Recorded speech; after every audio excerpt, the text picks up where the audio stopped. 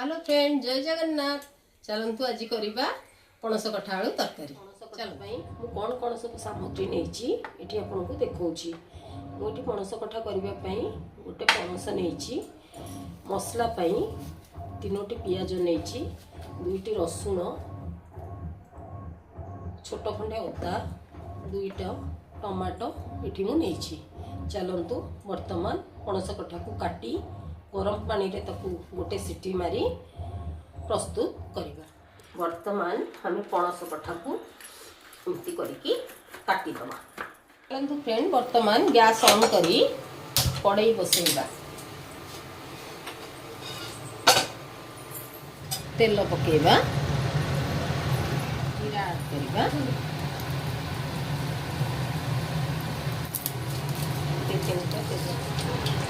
काटी थेबा पियाज ऐड करिबा,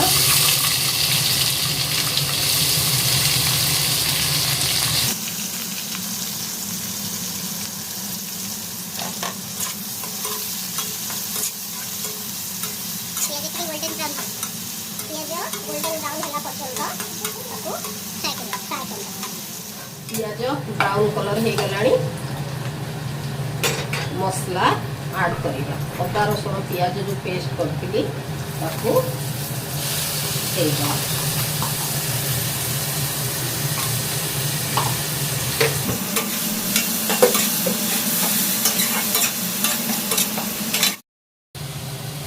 लूण,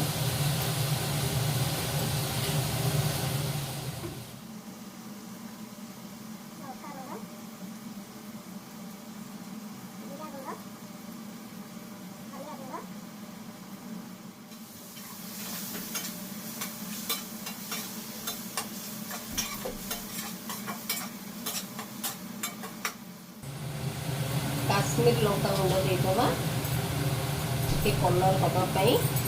जदि आपण मैंने न चाहिए तो स्किप कर दे पारती।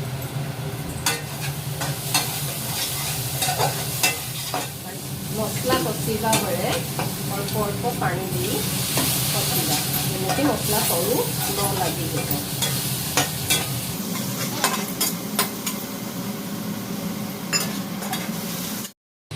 एबे टमाटो दुईटा ऐड करदे,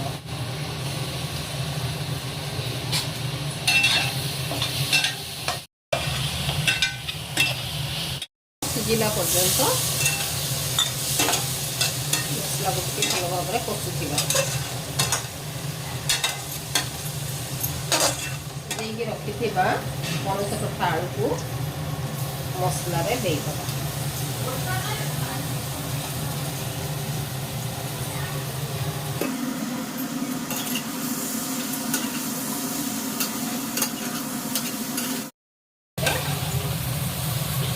सपोर्ट करी कषिबा।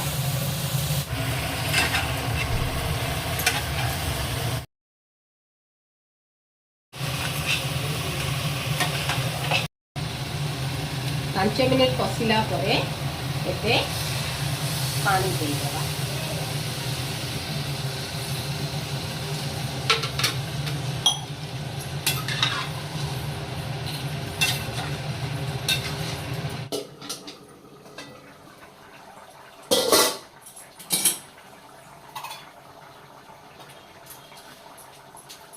गरम मसला पकेबा,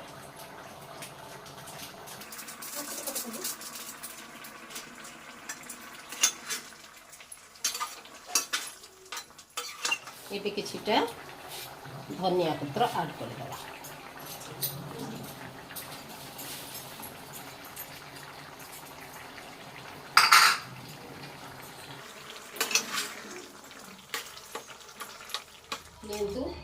वर्तमान प्रस्तुत हो गला पणस कठा आलू तरकारी।